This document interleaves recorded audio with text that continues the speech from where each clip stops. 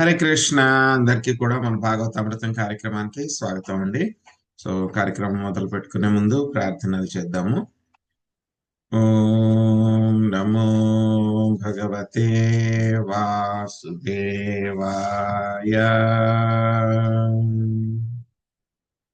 ఓం నమో భగవతే వాసుదేవాయ.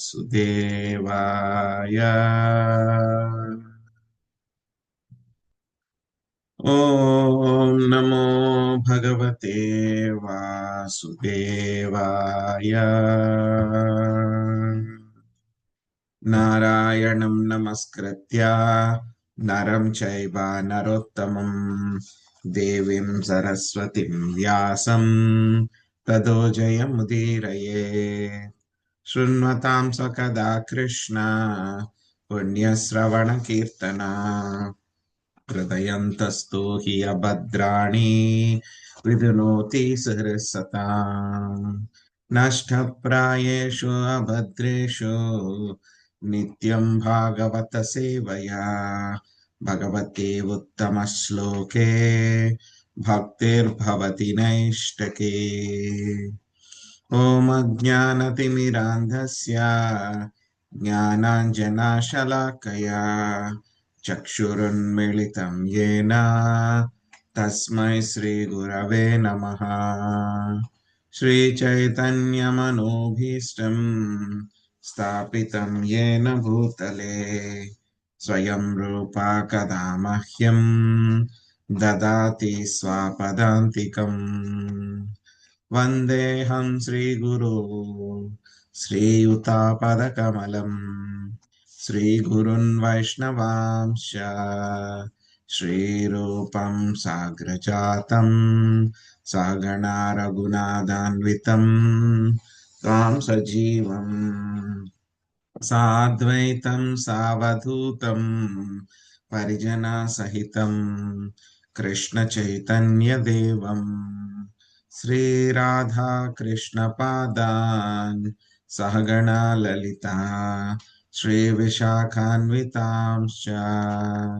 హే కృష్ణ కరుణా సింధో దీనబంధో జగత్పతే గోపేశ గోపికా కాంత రాధా కాంత నమోస్తుతే. తప్త కాంచన గౌరాంగి రాధే వృందావనేశ్వరి వృషభానుసుతే దేవి ప్రణమామి హరిప్రియే. వాంఛాకల్పతరుభ్యశ్చ కృపా సింధుభ్య ఏవ చ పతితానాం పావనేభ్యో వైష్ణవేభ్యో నమో నమః. జయ శ్రీ కృష్ణ చైతన్య ప్రభు నిత్యానంద శ్రీ అద్వైత గదాధర శ్రీవాసాది గౌర భక్త వృంద. హరే కృష్ణ కృష్ణ కృష్ణ హరే హరే హరే రామ రామ రామ రామ హరే హరే.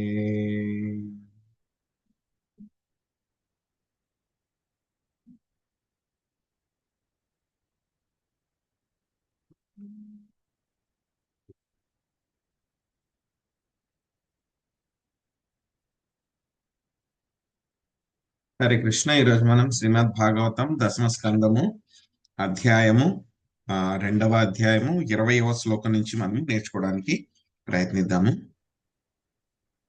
హరే కృష్ణ ప్రభుజీ, దండోత్ ప్రణామాలు. హరే కృష్ణ. తాం వీక్ష్య కంసా ప్రభయాజితాంతరాం విరోచయాంతిం భవనం శుచిస్మితాం ఆహైష మే ప్రాణహరో హరిర్గుహం ధ్రువం శ్రితోయన్న పురేయమీదృశీ. శశికళ మాతజీ మీరు అనువాదం చదవండి. సునీత మాతజీ మీరు భాష్యం చదవండి.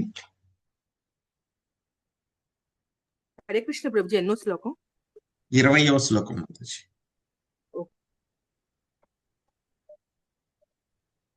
శశికళ మాతజీ ఉన్నారా?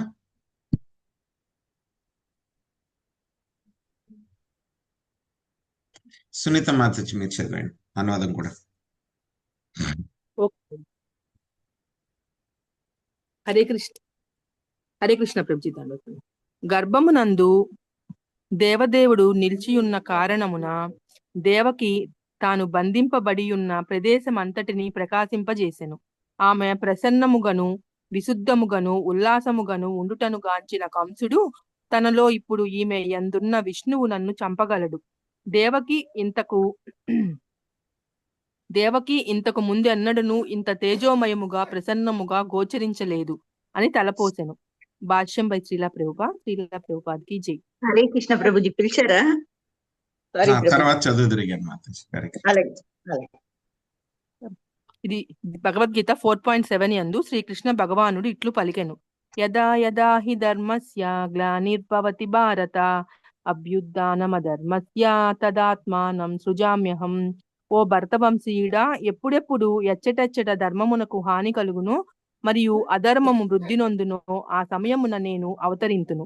ఈ యుగమునందు ప్రస్తుతము మానవ ధర్మ నిర్వహణలో హద్దుమీరిన విరుద్ధతలు చోటు చేసుకున్నవి. మానవ జన్మ భగవదనుభూతికే ఉద్దేశింపబడినది.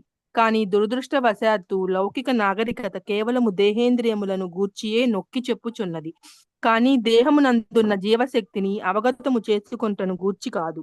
భగవద్గీత యందు స్పష్టముగా తెలుపబడినట్లు దేహినోస్మిన్ యదా దేహే, దేహమునందు దేహము యొక్క యజమాని అనగా జీవశక్తి ఉన్నది. అదియే అత్యంత ముఖ్యమైనది. కానీ మానవ సంఘము ఎంత పతనము చెందినదనగా దేహమునందలి జీవశక్తిని అవగతము చేసుకొంటకు బదులు జనులు బాహ్య విషయములలో తలమునకలై ఉన్నారు. మానవ ధర్మ నిర్వహణలో ఇది ఒక విరుద్ధత. కనుక శ్రీకృష్ణుడు కృష్ణ చైతన్యోద్యమము యొక్క గర్భమున ఆవిర్భవించినాడు లేదా గర్భమును ఆశ్రయించినాడు. అందువలన కంసుని తెగకు చెందిన మనుషులు దీనికి మిక్కిలి భయపడి ఈ భక్తి ఉద్యమమును ఆపుటకు ముఖ్యముగా పాశ్చాత్య దేశములలో తీవ్రముగా యత్నించుచున్నారు. కృష్ణ చైతన్యోద్యమము ఒక అంటువ్యాధి వలె ప్రబలమగుచున్నదనియు దీనిని వెంటనే అరికట్టకపోయినచో 10 ఏళ్లలో ప్రభుత్వాధికారమునే చేజిక్కించుకొనగలదని ఒక రాజకీయ నాయకుడు పలికియుండెను. నిజముగానే అంతటి శక్తి ఈ కృష్ణ చైతన్యోద్యమమునందు కలదు. కలికాలే నామరూపే కృష్ణావతార. చైతన్య చరితామృతము ఆదిలీల 17.22 అని ప్రామాణికులు తెలిపియుండిరి. ఈ యుగమునందు శ్రీకృష్ణుడు హరే కృష్ణ మహామంత్రమునందు అవతరించినాడు.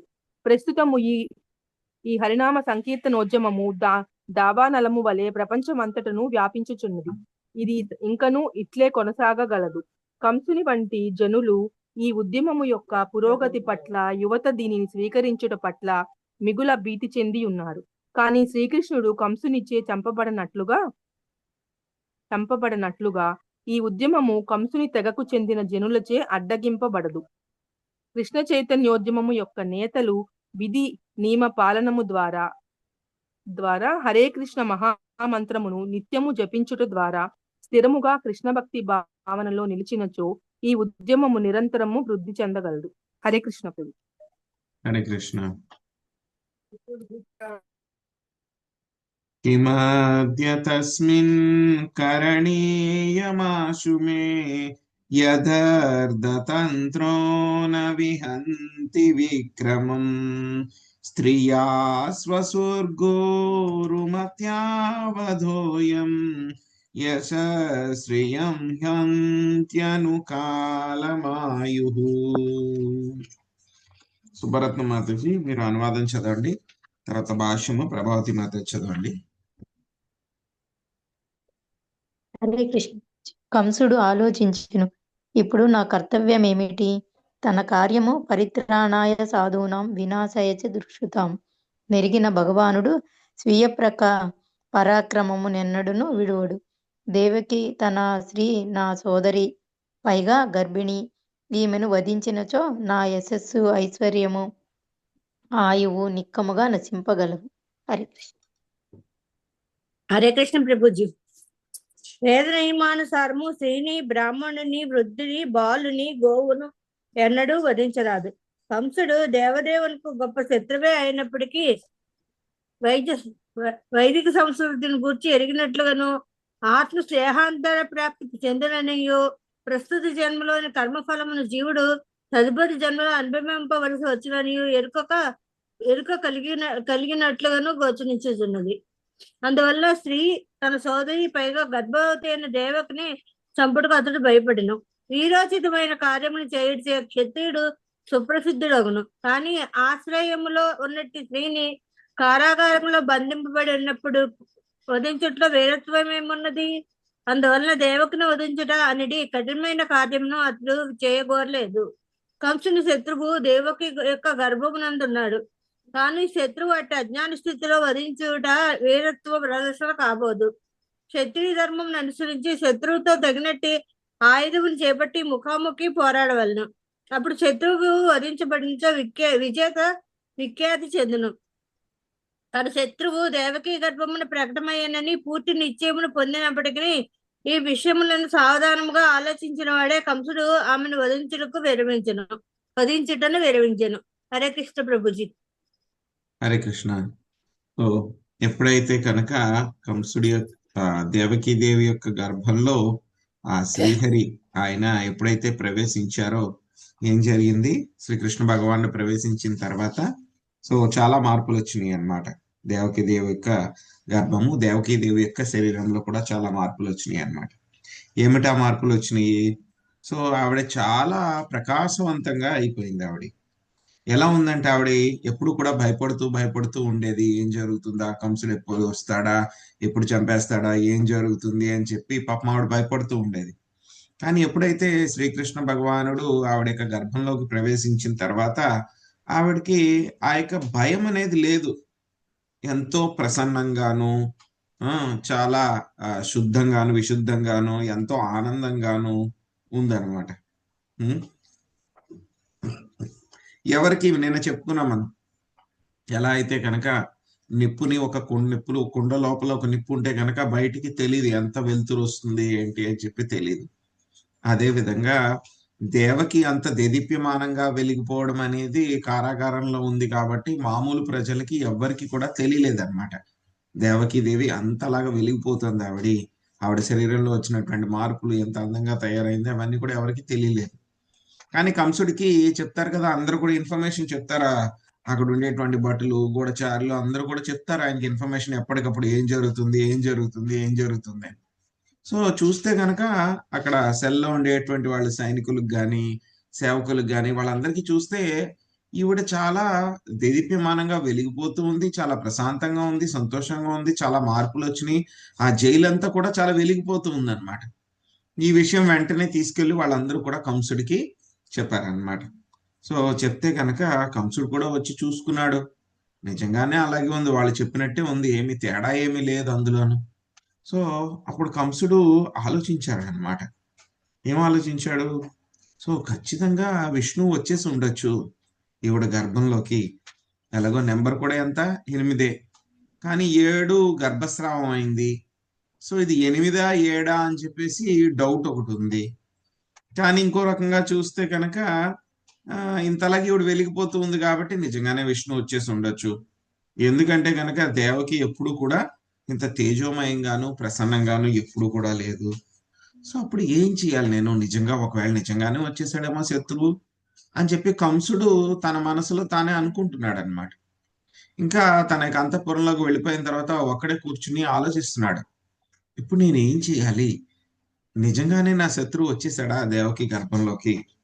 వచ్చేసినా సరే నేను ఇప్పుడు ఏం చేయగలను?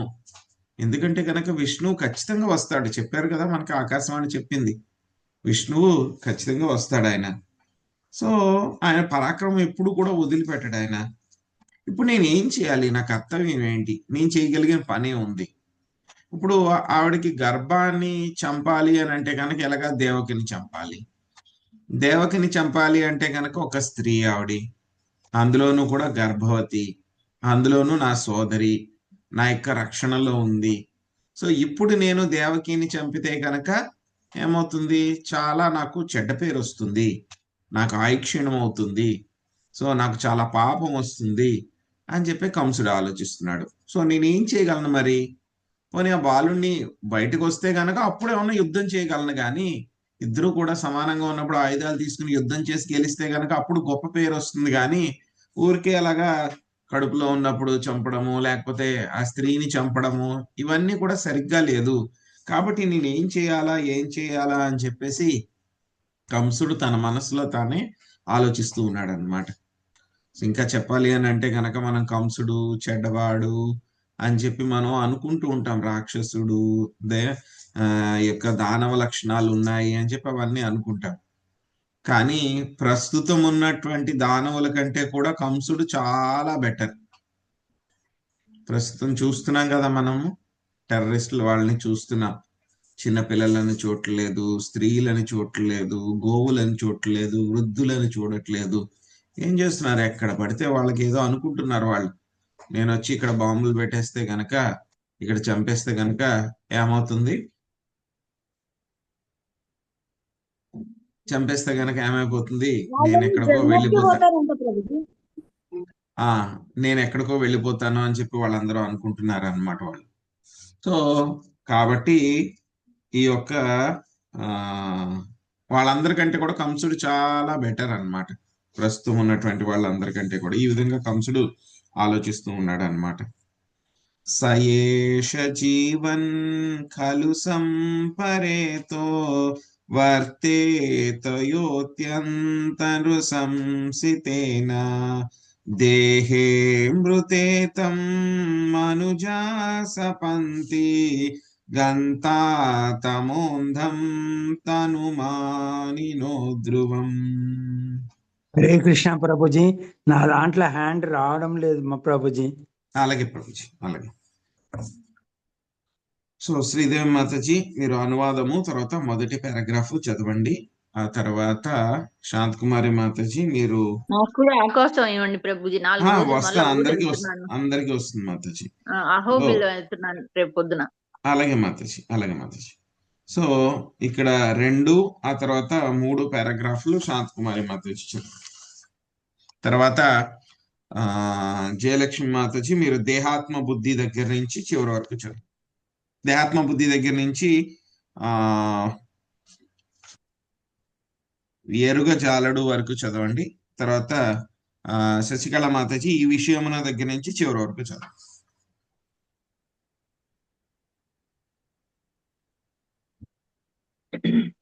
పరమక్రూరుడైన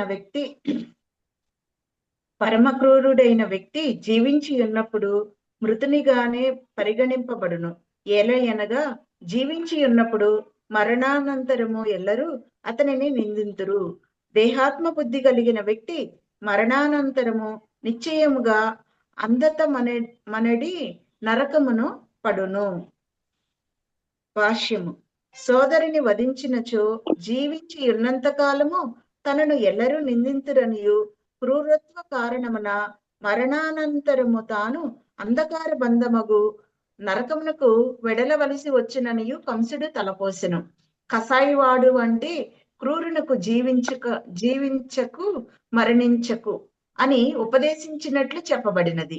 జీవించి ఉన్నప్పుడు క్రూరుడు తదుపరి జన్మమునకు నారకీయ స్థితిని ఏర్పాటు చేసుకొనును కనుక అతడు జీవించరాదు. కానీ మరణింపవలదని కూడా అతనికి ఉపదేశింపబడినది. ఏలయనగా మరణానంతరము అతడు తప్పక అంధకార బంధమగును, నరకమునే వెడలవలసి వచ్చును. ఈ విధముగా 2 పరిస్థితుల యందును అతడు నిందనీయుడై అయి ఉండును. అందువలన కంసుడు ఆత్మ యొక్క దేహాంతర ప్రాప్తి విషయమున తెలివి కలవాడై దేవకిని వధించుటను విరమించెను. హరే కృష్ణ. ఈ శ్లోకమనందు గంతా తమో మానినో ధ్రువమని అను పద్యపాదము మిగులు ప్రధానమైనది. దీనికి విస్తృతమైన అవగాహనము అవసరము. శ్రీల జీవ గోస్వామి తన వైష్ణవతోషిని టీకా ఎందు తత్ర తనుమానిన పాపిన ఇది దేహాత్మ బుద్ధివ పాపాభినివేశో భవతి అని పలికిరి. ఈ దేహము నేను అని తరచు దేహబుద్ధితో జీవించిన వ్యక్తి అదే భావనతో పాపజీవమడుగు. అట్టి భావనతో జీవించవని నరకామిగా భావించవలను. అదాంతో గోబీర్వశతం తమీశ్రం పునఃం పునశ్చర్విత చర్వణానం. భాగవతం 7.5.30. దేహవాత్మ బుద్ధి ఎందు ఉన్నవానికి ఇంద్రియ భోగమనందు నియంత్రణ ఉండదు. ఆత్మ యొక్క దేహాత్మ ప్రాప్తిని గూర్చి ఎరిగిన వాడై అట్టి వ్యక్తి తిని త్రాగి తందనాల ఆడుటకు ఇంద్రియ భోగమునకు ఎంతటి పాపమునైనను చేయగలడు. అట్టి వాడు తనకు నచ్చినది తాను ఊహించినది చేయుచుండును. అందువలన ప్రకృతి నియమములకు బద్ధుడై అతను ఇవి దేహములలో పదే పదే తీవ్ర దుఃఖం అనుభవించవచ్చును. అంతవరకేనా ప్రభుజీ? హరే కృష్ణ ప్రభు. హరే కృష్ణ ప్రభుజీ. దేహాత్మ బుద్ధి అందు మనుజుడు కర్మచే బంధితుడై ఉండును. బంధన మనసు కర్మయందు సంలగ్నమై ఉన్నంత వరకు అతడు భౌతిక దేహధారణము కావింపవలసి వచ్చును. శరీర బంధము అనగా భౌతిక దేహంతో బంధము క్లేశ కారణమై ఉన్నది. క్లేశద నా సాధు మన్యే యతవాత్మనోయం అసన్నపి క్లేశ అసదేహ. దేహము తాత్కాలికమే అయినప్పటికీ సదా పలు రీతులు కష్టమును కలగజేయుచుండును. కానీ మానవ నాగరికత దురదృష్టవశాత్తుగా ఇప్పుడు దేహానుబుద్ధిపై తనుమాని ఆధారపడి ఉన్నది. దానిచే మనుజుడు నేను ఈ దేహమునకు చెందినవాడను, నేను ఈ సంగమునకు చెందినవాడు అనుచు తలపోయిచుండును. ప్రతి ఒక్కరూ తమ స్వంత ఆలోచనలు కలిగి ఉన్న వారే వ్యక్తిగతముగా, సాంఘికముగా, జాతిపరముగా, దేశపరముగా అనేక మగు పాపకర్మలలో కర్మానుబద్ధ చిక్కుబడి ఉన్నారు. దేహ పోషణకై జనులు పలు ఇతర జీవులను వధించుచు కర్మానుబంధములో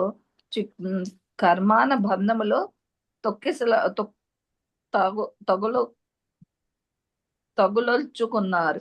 అందువలన శ్రీల జీవగోస్వామి దేహబుద్ధి కలవారందు తనుమాని పావులేనని పలికిరి. అటువంటి పావులకు చర్మగమ్యమును అంధకార బంధమగు నరకమే నంతా తమోనర్థం. ముఖ్యముగా దేహ పోషణార్థము పశువధ భావించువాడు పరమ పాపి అయి ఆధ్యాత్మిక జీవమును విలువను ఎరగుజాలక. ఈ విషయం Bhagavad Gita 16. Okay, Hare Krishna Prabhuji. Thank you. Hare Krishna Prabhuji. ఈ విషయమున భగవద్గీత 16.19-20 శ్లోకాల యందు శ్రీకృష్ణ భగవానుడు ఇట్లు పలికెను.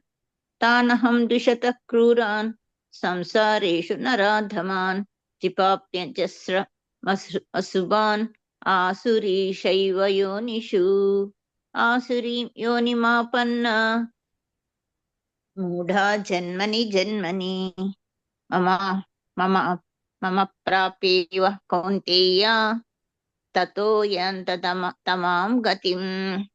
అసూయ గలవారును క్రూరులను అగు నరాధములను వివిధ అసుర జన్మల అనేది సంసార సాగరమున నేను పడతోయుచున్నాను. అసురయోనుల యందే మరలా జన్మించి అట్టివారు నన్నెన్నెన్నో పొందజాలక క్రమముగా అతి హేయమైన జన్మలకు పతనము చెందుదురు. మానవ జన్మ యొక్క విలువను తెలుసుకొనవలేను. అది బహుజన్మల పిదప లభించినట్టి దివ్యవరం. అందువలన మనుషుడు దేహాత్మ బుద్ధి అనగా తనుమాని నుండి బయటపడి దేవదేవుని అనుభూతం అనర్చుకొనవలేను. ధన్యవాదాలు ప్రభుజీ. హరే కృష్ణ. ఇక్కడ కంసుడు ఇలా ఆలోచిస్తూ ఉన్నాడు అనమాట. ఇంకా కంసుడు ఏం ఆలోచిస్తూ ఉన్నాడు? సో ఎవరైనా ఒక క్రూరుడైనటువంటి వ్యక్తి ఉన్నాడు అనుకోండి, ఆ క్రూరుడైన వ్యక్తి అంత క్రూరత్వాన్ని ప్రదర్శిస్తూ ఉంటాడు. కాబట్టి అతడు బతికి ఉన్నా సరే అతన్ని ఎలా పరిగణిస్తారు? చనిపోయిన వాడి కిందే పరిగణిస్తారనమాట. ఎందుకంటే కనుక బతికున్నంత కాలం కూడా అందరూ అతన్ని నిందిస్తూనే ఉంటారు, అందరూ శాపాలు పెడుతూనే ఉంటారు, అందరూ తిడుతూనే ఉంటారు. సో కాబట్టి ఈ విధంగా దేహాత్మ బుద్ధి కలిగినటువంటి వాళ్ళు చనిపోయిన తర్వాత ఖచ్చితంగా యొక్క నరకానికి వెళ్తారు. ఎవరు ఆలోచిస్తున్నారండి ఇవన్నీ కూడా? ఈ విధంగా కంసుడు ఆలోచిస్తున్నాడు. ఎంత సెన్సిబుల్ గా ఆలోచిస్తున్నాడో చూడండి. ఒక రకంగా కృష్ణుడిని చంపాలి అని అనుకుంటున్నాడు, రాక్షస ప్రవృత్తి ఉంది, అయినా సరే కంసుడు కూడా ఆలోచిస్తూ ఉన్నాడు అనమాట. నేను పాపం చేయకూడదు, పాపం చేస్తే గనక తర్వాత జన్మలో మళ్ళీ నేను నరకానికి వెళ్తాను. సో అంటే కంసుడికి ఏమిటి, తర్వాత జన్మ మీద కూడా నమ్మకం ఉంది. ఆ తర్వాత నేను పాపం చేస్తే కనుక మళ్ళీ నరకానికి వెళ్తాను అంటే కనుక కర్మ మీద కూడా అతనికి నమ్మకం ఉందన్నమాట. సో అందుకే ఆయన ఈ విధంగా ఆలోచిస్తూ ఉన్నాడు అనమాట. ఇప్పుడు ఒక కసాయి వాడు అనమాట. సో మాంసము ఇవన్నీ కూడా కట్ చేసేవాళ్ళు, జంతువుల్ని బలి చేసేవాళ్ళు వీళ్ళందరూ ఉంటారు కదా. అటువంటి వాళ్ళని ఏమంటారంటే కనుక శాస్త్రం ఏం చెప్తుందంటే కనుక నువ్వు బతికుండొద్దు, నువ్వు చనిపోవద్దు అని చెప్తుంది. అదేంటి, రెండే స్థాయిలు ఉంటాయి కదా, ఒకటి బతికుండడము లేకపోతే చనిపోవడం, రెండే స్థాయిలు ఉంటాయి. సో అతను ఏమంటారు అనమాట, నువ్వు బతికుండొద్దు, నువ్వు చనిపోవద్దు అంటారు. ఎందుకంటే బతుకున్నాడు అనుకోండి, వాడు ఏం చేస్తాడు, ఇంకా ఇంకా యొక్క జంతువులంతా కూడా చంపుతూ ఉంటాడు, ఇంకా ఇంకా పాపాలన్నీ కూడా మూట కట్టుకుంటూ ఉంటాడు. సో కాబట్టి అది వ్యర్థం. పోనీ నువ్వు చనిపో అని అన్నారు అనుకోండి, చనిపోతే కనుక ఏమవుతుంది, అతనికి అప్పుడు దాకా చేసినటువంటి పాపాల వలన నరకానికి వెళ్ళి ఆ యొక్క బాధలన్నీ కూడా అనుభవించాల్సి ఉంటుంది. సో కాబట్టి అతను ఏమన్నారు, నువ్వు చనిపోవద్దు, నువ్వు బతికి కూడా ఉండద్దు అంటున్నారు అనమాట. అటువంటి పరిస్థితి అనమాట. ఒకసారి చెప్తారు కదా, సో మనం జీవోత్సవంలాగా ఉన్నాడు అని చెప్పని అంటారు కదా, అటువంటి వాళ్ళ యొక్క స్థాయి అన్నమాట. సో కాబట్టి అతనికి ఆ విధంగా చెప్తారనమాట. సో ఇక్కడ ప్రభుపాద్ గారి యొక్క శ్లోకం భాష్యంలో యొక్క దేహాత్మ బుద్ధి కుణపే త్రిధాతుకే అని చెప్పారు. ఇక దేహాత్మ బుద్ధి కలిగినటువంటి వాళ్ళు ఎవరంట, వాళ్ళు మనిషి రెండు కాళ్ళ మీద నడిచేటువంటి జంతువు లాంటి వాడు, రెండు కాళ్ళ మీద నడిచేటువంటి జంతువు లాంటి వాడు. సో కాబట్టి ఆ యొక్క దేహాత్మ బుద్ధిని వదిలిపెట్టాలి.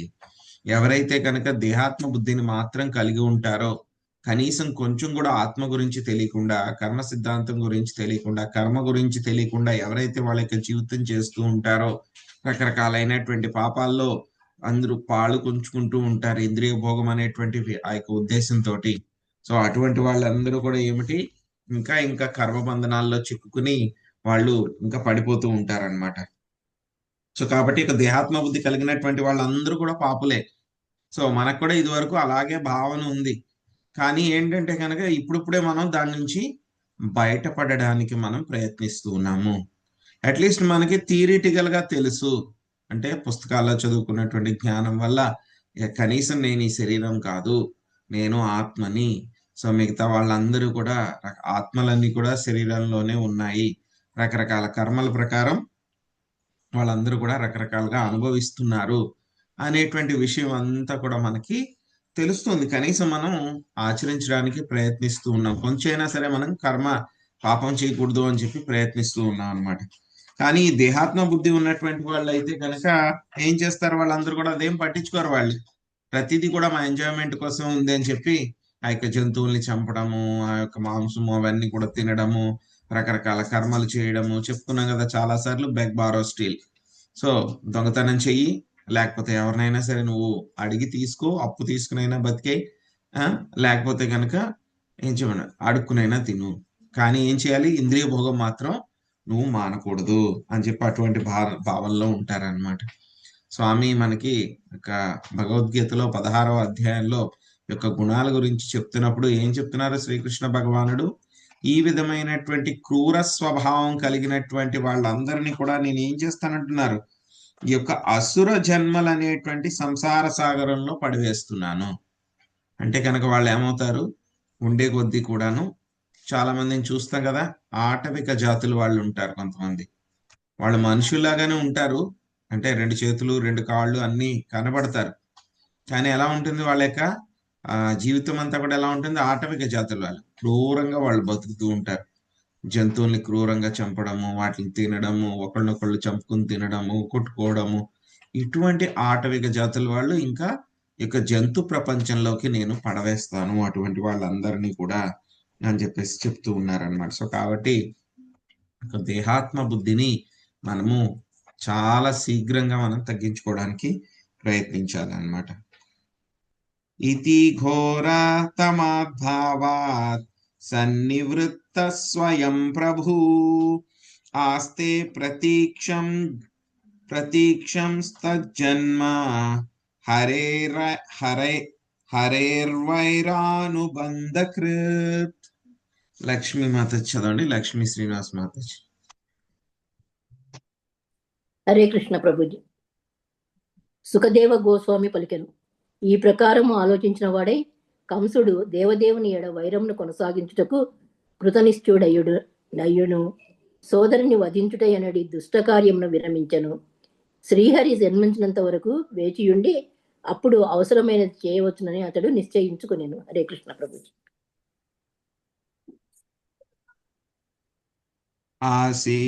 ఆసీన సంవిసంతిష్టన్ భుంజానా పర్యటన్ మహీం చింతయానో హృషీకేశ మపశ్యత్మన్మయం జగత్.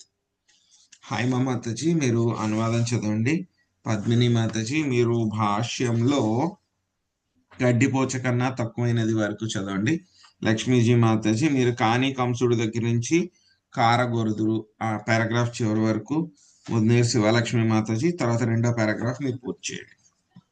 హరే కృష్ణ ప్రభుజీ. సింహాసనమునందు లేదా తన గదిలో కూర్చొని ఉన్నప్పుడు, శయ్యపై పరుండినప్పుడు, నిజమునకు ఎచ్చట ఉన్నను, భుజించినప్పుడు, నిద్రించినప్పుడు లేదా నడుచున్నప్పుడు కంసుడు కేవలము తన శత్రువగు హృషీకేశునే గాంచుచుండును.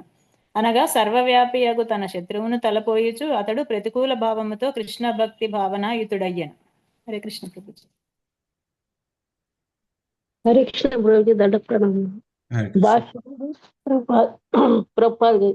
సర్వోత్తమగు భక్తి యోగ పద్ధతిని శ్రీల రూప గోస్వామి అనుకూల్యైన కృష్ణానుశీలనం అనుకూలంగా కృష్ణ భక్తిని కొనసాగించట అని వివరించరి.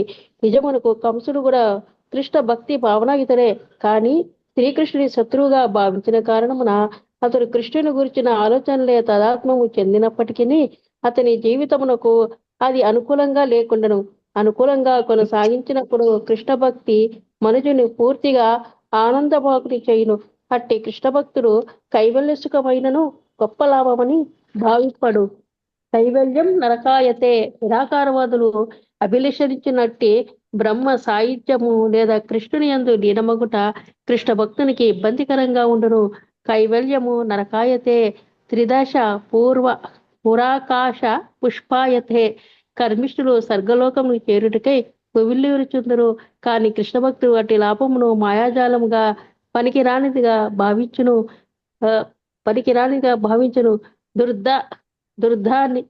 దుర్ధేద్రణీయ కాలసర్ప పటలి ప్రోత్కాత దంష్ట్రాయతే.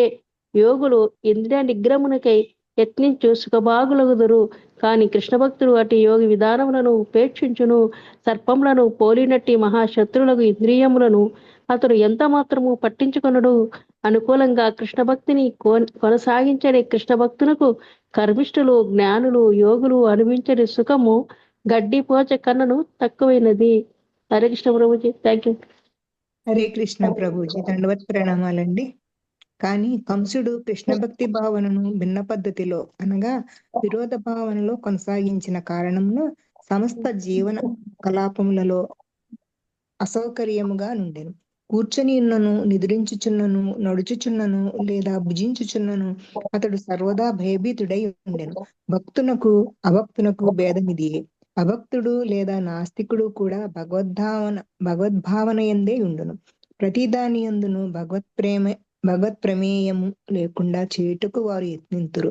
ఉదాహరణకు రసాయనముల సమ్మేళనము చే జీవమును సృష్టింపగోరు నామమాత్ర శాస్త్రవేత్తలు బాహ్యమగు భౌతిక తత్వములనే మహోన్నత విషయములుగా భావింతురు. ప్రాణము భగవదంశేనుడి భావనను వారు మెచ్చరు. భగవద్గీత యందు స్పష్టంగా వివరింపబడినట్లు మమైవాంసో జీవలోకే జీవభూతః. జీవులు భూమి, జలము, వాయువు, అగ్ని వంటి తత్వముల యొక్క సంయోగములచే ఉద్భవింపరు.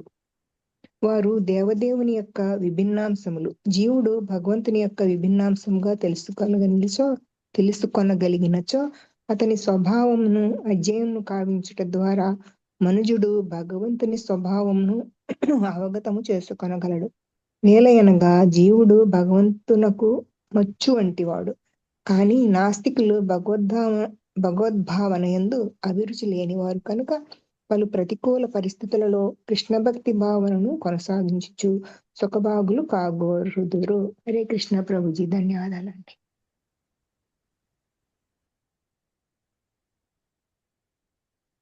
శివలక్ష్మి మాతాజీ.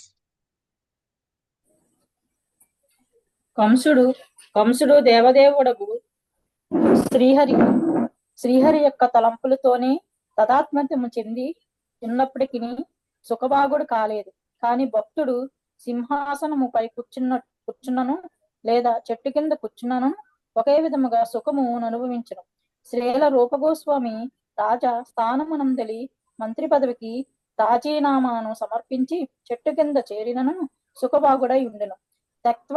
త్యక్త్వ తూర్నామ శేషమండలపతి శ్రేణి సదా తుచ్చవత్ షడ్గోస్వామష్టకము 4 సుఖవంతమైన మంత్రి పదవిని పట్టించుకొనక ఆయన శ్రీకృష్ణ భగవానుని అనుకూలముగా సేవించును.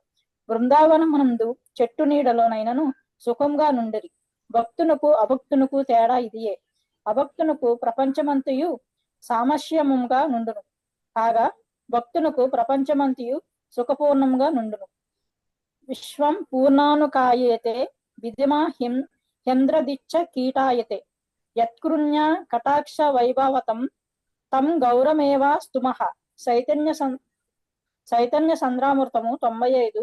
భక్తుని యొక్క ఇటు సుఖమయమైన స్థితి శ్రీ చైతన్య మహాప్రభుల వారి కరుణ చేతనే సుస్థాపితము కాగలదు. యస్మిన్ శితోన దుఃఖేన గురనాపి విచాల్యతే. భగవద్గీత 6:22. ఒకవేళ బాహ్యమునకు భక్తునికి గొప్ప కష్టము కలిగినను అతడన్నడును కలత చెందడు. హరే కృష్ణ ప్రభుజీ, ధన్వత్ ప్రణామాలు. హరే కృష్ణ. సో మనకి ఇంతకు ముందు 7వ స్కందంలోనే ఒక చక్కటి శ్లోకం వచ్చింది. సో నారదముని యుధిష్ఠిర మహారాజ్కి చెప్తారనమాట. ఏం చెప్తారు అక్కడ ఆ శ్లోకంలో? 7వ అధ్యాయము 7వ స్కందం 1వ అధ్యాయం 31వ శ్లోకంలో అన్నమాట. గోప్యా కామాద్ భయాత్ కంసో ద్వేచాత్యద్యోదయో నృపా సంబంధాద్ వృష్ణయో స్నేహాత్ యూయం భక్తా వయం విభో. ఏం చెప్తున్నారు అక్కడ? గోప్యాత్ కామాత్, గోపికలు కామము చేత, ఆ తర్వాత భయాత్ కంసో, కంసుడు భయము చేతను, ఆ తర్వాత ద్వేష భయం చేత, ద్వేషాచైద్యో నృప, చేది శిశుపాలుడు వంటి ఇటువంటి రాజులందరూ కూడా ద్వేషముతోటను, ఆ తర్వాత వృష్ణి వంశస్థులు ఎవరైతే యాదవులు ఉన్నారో వాళ్ళందరూ కూడా దేని ద్వారా? సంబంధాత్, స్నేహ సంబంధం ద్వారాను, యుయుం భక్త వయం విభో. సో మాలాంటి సామాన్యమైనటువంటి భక్తులు భగవంతుడికి సేవ చేయడం మూలంగా మేము కృష్ణుణ్ణి పొందగలుగుతున్నాము అని చెప్పి ఎవరు చెప్పారు? నారదముని చెప్పారనమాట. సో ఏం చెప్పారు అక్కడ? గోపికలు కామము ద్వారా, కంసుడు భయము ద్వారా, శిశుపాలుడు, చేదిరాజు అటువంటి వాళ్ళందరూ కూడా కృష్ణుడి పట్ల ద్వేషము ద్వారా, యాదవులు అదే విధంగా, యాదవులు ఎలాగా? యాదవులు వాళ్ళ యొక్క ఫ్యామిలీ, కుటుంబ బంధువులందరూ కూడా కుటుంబ సంబంధ బాంధవ్యాల చేత. సో మరి పాండవులు అయితే కనుక కృష్ణుడి పట్ల చాలా అఫెక్షన్ అన్నమాట. కృష్ణుడి పట్ల చాలా స్నేహంతో మా లాంటి సామాన్య భక్తులు ఆయన పట్ల భక్తితోటి మేము కృష్ణుడి యొక్క కరుణని పొందగలుగుతున్నాము అని చెప్పి ఆ శ్లోకంలో చెప్పారనమాట. సో ఇక్కడ అదే విషయం ఇక్కడ మళ్ళీ రిపీట్ అయింది. ద్వేషాత్ కంస. సో ద్వేషాత్ కంస కాదు, భయాత్ కంస. కంసుడు భయపడిపోతూ ఉండేవాడు అనమాట ఎప్పుడు కూడా కంసుడు. సో ఎప్పుడు కూడా కృష్ణుడి గురించే తలుచుకుంటూ ఉండేవాడు, విష్ణువు గురించే తలుచుకుంటూ ఉండేవాడు. కానీ ఏమైంది? ఎప్పుడు కూడా భయపడిపోతూ ఉండేవాడు. పెద్ద రాజు, అందరూ ఆయన చెప్పిన మాట వింటారు, అందరూ ఆయన అంటే భయపడిపోతూ ఉంటారు. కానీ కంసుడు ఏ విధంగా ఆయన కూడా భక్తి చేస్తున్నాడు? ఏ విధంగా ఆయన భక్తి చేస్తున్నాడు? అనుకూలంగా భక్తి చేయట్లేదు, ప్రతికూలంగా భక్తి చేస్తున్నాడు ఆయన. కంసుడు ప్రతికూలంగా భక్తి చేస్తున్నాడు. సో అందుకే మనకి ఏం చెప్పారు రూపగోస్వామి గారు మనకి ఒక భక్తి రసామృత సింధులో, అనుకూల్యేన కృష్ణానుశీలనం భక్తిర్ ఉత్తమం. సో కృష్ణుడికి మనము అనుకూలంగా భక్తి చేయాలి అంటే కృష్ణుడితోటి ప్రేమగా అనుకూలంగా ఆయనకి భక్తి చేయాలి. ఏమవుతుంది ఆ విధంగా ప్రతికూలంగాను భక్తి చేయొచ్చు, అనుకూలంగాను భక్తి చేయొచ్చు. కానీ ప్రతికూలంగా భక్తి చేస్తే కనుక పరిస్థితి ఎలా ఉంటుంది? కంసుడిలాగా ఉంటుంది. ఏమవుతుంది? కంసుడిలాగా ఉంటుంది. ప్రతికూలంగా భక్తి చేస్తే కనుక 2 రకాలైనటువంటి ఇబ్బందులు ఉన్నాయి. ఒకటి, బాగా ప్రతికూలంగా భక్తి చేస్తున్నాం అనుకోండి, కంసుడిలాగా భక్తి చేస్తుంటే ఉన్నంత కాలం కూడాను సంతోషం అనేటువంటిది ఉండదు. కంసుడు ఎప్పుడు కూడా భయపడిపోతూ ఉండేవాడు. నిద్రలోంచి సడన్ గా ఉలిక్కి పడేవాడు, నాకు శత్రువు వచ్చేసాడేమో, నన్ను చంపేస్తాడేమో అని చెప్పేసి. ఒకసారి అద్దంలో చూసుకుంటున్నప్పుడు కూడా ఇంకా నా శత్రువు వెనకాల నుంచి వచ్చేస్తున్నాడేమో అని చెప్పేసి. తర్వాత మనం చూస్తాం ఇంకా వచ్చే అధ్యాయాల్లో కూడా కంసుడు అద్దంలో చూసుకుంటే గనక మొత్తం అతని శరీరం అంతా కూడా కనబడుతుందంట, తల మాత్రం కనబడదంట అద్దంలో. ఆ విధంగా ఆ యొక్క సింబల్స్ అన్ని కూడా ఆ విధంగా వస్తాయి అన్నమాట. కంసుడు అంతలాగా భయపడిపోయాడు. సో ప్రతికూలంగా విష్ణువుని చంపాలి అని చెప్పి ప్రయత్నిస్తూ ఉన్నాడు. కానీ ఏంటి, ప్రతికూలంగా ఉన్నాడు కాబట్టి సుఖం అనేదే లేదు కంసుడికి. మరి అన్ని రకాల సౌకర్యాలు ఉన్నాయి, అయినా సరే సుఖం లేదు. మరి భక్తులకైతే కనుక ఏ ఫెసిలిటీస్ కూడా లేవు, ఎంతో కష్టాలు అనుభవిస్తున్నా వాళ్ళు చాలా సుఖంగా ఉన్నారు. కుంతిమాత ఏం ప్రార్థన చేస్తుంది? ఆవిడికి మొదటి స్కందంలో చూసాం కుంతీదేవి యొక్క ప్రార్థనల్లో. సో నాకు కష్టాలు ఇవ్వండి అని చెప్పి ఆవిడ అడుగుతుంది. ఎందుకు ఇమ్మంటున్నారు అంటే, కష్టాలు ఇమ్మంటున్నారు అంటే, ఆ కష్టాల నుంచి కాపాడడానికి నువ్వు వస్తావు కదయ్యా, అప్పుడు వచ్చినప్పుడు నన్ను మిమ్మల్ని మేము చూడడానికి కుదురుతుంది, మీ యొక్క సాంగత్యం మాకు కుదురుతుంది, మా ముందు ఉంటారు మీరు, కాబట్టి ఆ కష్టాలు వచ్చినా పర్వాలేదు, మిమ్మల్ని చూస్తూ ఉంటే చాలు మాకు అని చెప్పి కుంతీదేవి కష్టాలు ఇవ్వమని చెప్పి ప్రార్థన చేస్తుంది అనమాట. ఎవరైనా అందరూ అయితే కనుక రకరకాలుగా నాకు అవి కావాలి ఇవి కావాలి అని చెప్పి ప్రార్థనలు చేస్తారు. కానీ కుంతీదేవి మాత్రం నాకు కష్టాలు ఇవ్వండి అని చెప్పి ప్రార్థన చేసింది అనమాట ఆవిడ. సో అందుకే ఇక్కడ ఏం చెప్పారు? స్నేహాద్ పాండవాస్, పాండవుల యొక్క స్నేహంతో ఆప్యాయతతోటి శ్రీకృష్ణ భగవానుని పొందగలిగారు. సో ఇక్కడ మనకి షడ్గోస్వామి అష్టకంలో చెప్పారనమాట. ఇక రూపగోస్వామి సనాతన గోస్వామి కూడా ఇద్దరు కూడాను నవాబ్ హుస్సేన్ షా యొక్క రాజ్యంలో ఇద్దరు కూడా మంత్రులు అనమాట. సో ఎవరు ఎలాంటి పొజిషన్ లో ఉన్నారు అని అంటే కనుక వాళ్ళు రాజుగారి తర్వాత నెంబర్ 1 నెంబర్ 2 అంతే. వాళ్ళు ఏది చెప్తే అంతే, వాళ్ళు వేసిందే లెక్క. రాజు ఏంటంటే కనుక బిజీగా ఉండేవాడు, ఆయన యుద్ధాలు చేయడానికి అక్కడికి ఇక్కడికి వెళ్ళిపోయేవాడు. వెళ్ళిపోయినప్పుడు ఏం చేశాడు, వీళ్ళకి బాధ్యతలు అప్పగించి మీరు చూస్తూ ఉండండి అని చెప్పేసి వెళ్ళిపోయాడు. వీళ్ళ మీద నమ్మకంతో, అంత నమ్మకం అంత తెలివితేటలు అనమాట వాళ్ళిద్దరికి కూడా. సో అయినా సరే, సో ఆయన రిటైర్ అయిపోయినప్పుడు రూపగోస్వామి గారికి ఆయన ఒక పెద్ద షిప్ అనమాట, పడవ, మామూలు పడవ కాదు, పెద్ద పెద్ద పడవలు చూస్తాం కదా మనం, అలాంటి పెద్ద పెద్ద షిప్, ఓడ అంతటి బంగారు నాణేలు ఆయనకి ఇచ్చారంట రూపగోస్వామి గారికి. రిటైర్మెంట్ అయిపోతే పెన్షన్ ఇస్తారు కదా, గ్రాట్యుటీ ఇస్తారు కదా, అలా ఇచ్చారంట. ఇస్తే కనుక ఆయన బంగారు నాణేలు, సగం బంగారు నాణేలు మొత్తం అందరికీ కూడా ఆయన పంచిపెట్టేశారంట. మొత్తం బ్రాహ్మణులకి వైష్ణవులకి అందరికీ కూడా ఆయన పంచిపెట్టేశారు. ఆ తర్వాత ఒక పావు భాగం ఏం చేశారు అంటే కనుక కుటుంబానికి ఇచ్చేశారు, వాళ్ళ యొక్క పోషణ కోసం ఇచ్చేశారు. ఇంకొక పావు భాగం ఏం చేశారంటే కనుక ఆయన తన అక్కడ ఇదివరకు ఏంటంటే బ్యాంకులు లేవు కాబట్టి మామూలు వ్యక్తులు ఉండేవారు, వాళ్ళే బ్యాంకర్స్ అన్నమాట. వాళ్ళ దగ్గర డిపాజిట్ చేశారు. అంత నమ్మకంగా ఉండేవారు అనమాట. అప్పుడు వాళ్ళ దగ్గర డిపాజిట్ చేసుకుంటే కనుక మా దగ్గర ఇంత డబ్బులు ఉన్నాయంటే ఉన్నాయి అంతే, వాళ్ళు మోసం చేసేవారు కాదు. తర్వాత ఎవరికైనా ఇమ్మంటే ఇచ్చేవారు అనమాట. సో ఆ తర్వాత ఆ డబ్బులు ఎవరికి ఉపయోగపడినాయి? సనాతన గోస్వామి జైలు నుంచి తప్పించుకోవడానికి ఆ 25%, ఒక పావు భాగం మిగిలింది కదా, అవి ఆయనకు ఉపయోగపడింది అనమాట. సో అలాగా అన్ని కూడా వదిలిపెట్టేసి వచ్చేసారు ఇక రూపగోస్వామి సనాతన గోస్వామి. ఎలా ఉన్నారు? వాళ్ళ యొక్క ఫోటోలు చూస్తే కనుక కేవలము ఒక చిన్న అంగవస్త్రం మాత్రం వేసుకుని ఉండేవాళ్ళు. అది కూడా వాళ్ళు ఎలా ఉండేవారు? బృందావనం పట్ల ఉన్నట్టు ఉండేది కాదు. బృందావనం అంతా కూడా అడవి, నిజమైనటువంటి అడవి, జంతువులు సంచరించేవి. సో బృందావనంలో ఎండలు ఎలా ఉంటాయి? చాలా భయంకరంగా ఉంటాయి. బృందావనంలో చలి కూడా భయంకరంగానే ఉంటుంది. వాళ్ళు ఎలా ఉండేవారు? చెట్ల కింద మాత్రమే ఉండేవారు వాళ్ళు. అది కూడా ఏమిటి, ఒకే చెట్టు కింద ఉండేవారు కాదు, 3 రోజుల కన్నా ఎక్కువ ఏ చెట్టు కింద కూడా ఉండేవారు కాదు. ఎందుకంటే అంతకన్నా ఎక్కువ ఉంటే కనుక మళ్ళీ మాకు అటాచ్మెంట్ అయిపోతుంది కాబట్టి ఆ చెట్టుకి. అంతలాగున్నా సరే వాళ్ళు ఎంతో ఆనందాన్ని అనుభవించారు. ఎవరు? ఆ యొక్క షడ్గోస్వామి అష్టకంలో వస్తుంది అనమాట. సో కాబట్టి భక్తులకి ఆనందానికి కొదవ ఉండదు శ్రీకృష్ణ భగవానుడి దగ్గర నుంచి. ఎందుకంటే గనక ఆయనే ఆనందాంబుది. ఆనందం అంతా కూడా ఒక పెద్ద సముద్రం అనుకుంటే గనక ఆయనే ఆనందాంబుది. సో అందులోంచి భక్తులకి ఎప్పుడు కూడా ఆనందం అనేటువంటి సరఫరా అవుతూ ఉంటుంది అనమాట. కానీ రాక్షసులు ప్రతికూలంగా ఉన్నటువంటి వాళ్ళు అయితే గనక ఏమవుతుంది, వాళ్ళు అదృష్టం ఉంటే గనక కృష్ణుడి చేతిలో చనిపోతారు. అదృష్టం లేదనుకోండి, ఇంతకు ముందు శ్లోకంలో చెప్పుకున్నాం కదా, ఈ విధంగా క్రూరులైనటువంటి వాళ్ళందరినీ కూడా స్వామి నేను చాలా నిమ్న జాతుల్లోకి సో నిమ్న యోనుల్లోకి నేను పంపించేస్తాను వాళ్ళందరినీ కూడా అని చెప్తున్నారు. సో కాబట్టి ప్రతికూలంగా చేస్తే గనక చాలా డేంజర్ ఉంది. అనుకూలంగా చేస్తే గనక ఏం పర్వాలేదు, ఈ జన్మలో కాకపోయినా తర్వాత అయిన జన్మలో అయినా సరే మనకి ఇంకొక ఛాన్స్ ఇస్తారు స్వామి. కానీ ప్రతికూలంగా చేస్తే గనక, పెర్ఫెక్ట్ గా ప్రతికూలంగా చేయకపోతే, కృష్ణుడి చేతిలో చనిపోకపోతే కనుక ఇట్స్ ఎ ఫెయిల్యూర్. ఇంకా ఇంకా ఇంకా ఇంకా కిందకి వెళ్ళిపోతాయి. కానీ అనుకూలంగా చేస్తే కనుక ఎప్పుడో ఒకప్పుడు, ఈ జన్మ కాకపోతే కనీసం ఒక 100 జన్మలకైనా ఎప్పుడో ఒకప్పుడుకి కృష్ణుడి దగ్గరికి వెళ్ళగలం అనమాట. సో వీళ్ళు రాక్షసులందరికీ కూడా ఏమొస్తుంది, వాళ్ళకి సాయుధ్య ముక్తి వస్తుంది. అంటే కనుక కలిసిపోతారు.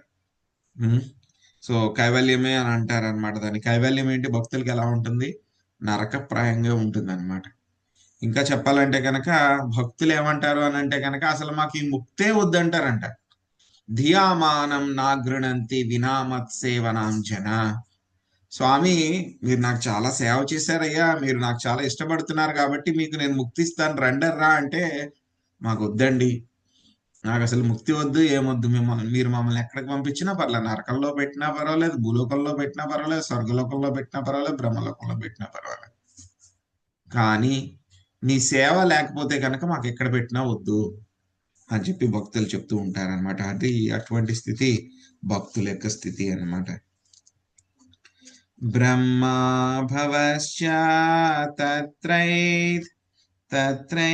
తత్రైత్యమునిభిర్నా దాదిభి దైవే సానుచరై సాకం గిర్భిర్వృషణ మైఢయన్. శివలీల మాతాజీ మీరు అనువాదం చదవండి. జయలక్ష్మి మాతాజీ మీరు భాష్యం చదవండి.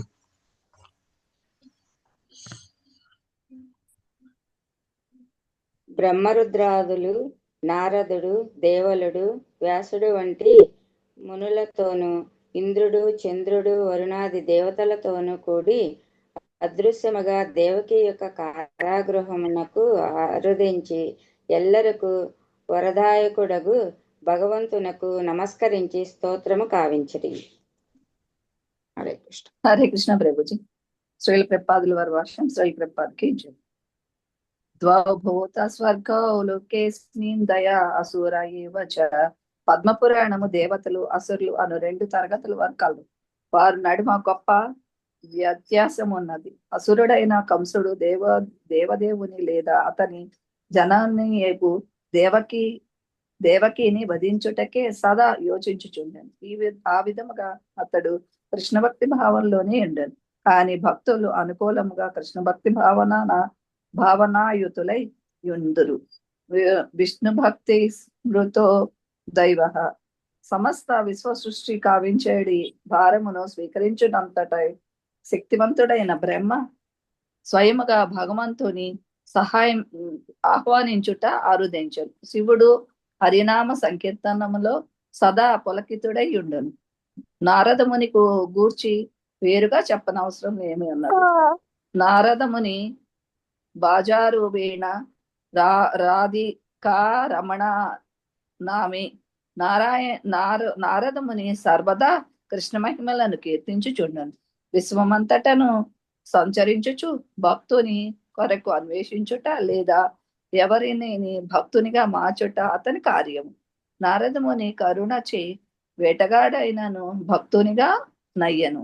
నారదుడు అతడి ఇతర దేవతలతో పాటు సనక సనందనాది మునీయులు కూడా శ్రీకృష్ణ భగవాన్ని ఆహ్వానించుటకు లేదా అభినందించుటకు వచ్చిరన్నట నారదాదివి అను పదమునకు అర్థమని శ్రీల సనాతన గోస్వామి తమ తోషిణి టీకాయందు చెప్పిరి. కంసుడు దేవకిని వధించుటకు యోచించుచున్నాను. అతడు కూడా భగవద్భవమునకై వేచియుండెను. ప్రతీక్ష స్ముజన. హరే కృష్ణ ప్రభు. Thank you Prabhuji. Hare Krishna. So కంసుడు ఈ విధంగా ఆలోచిస్తూ ఉన్నాడు, చంపుదామా లేదా అని చెప్పి ఆలోచిస్తూ ఉన్నాడు. కానీ రకరకాలుగా ఆలోచించి ఇంకేం చేయలేనప్పుడు ప్రస్తుతం ఇంక చేయగలిగింది ఏమీ లేదు. సో వెయిట్ అండ్ వాచ్, చూద్దాం. బయటకు వస్తాడు కదా, ఎక్కడికి పారిపోతాడు?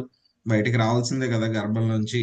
శత్రువు వచ్చిన తర్వాత, బయటకు వచ్చిన తర్వాత చూసుకుందాంలే అని వెయిట్ చేద్దాము అని చెప్పేసి కంసుడు ఇంకలా వెయిట్ చేస్తూ ఉన్నాడు అనమాట.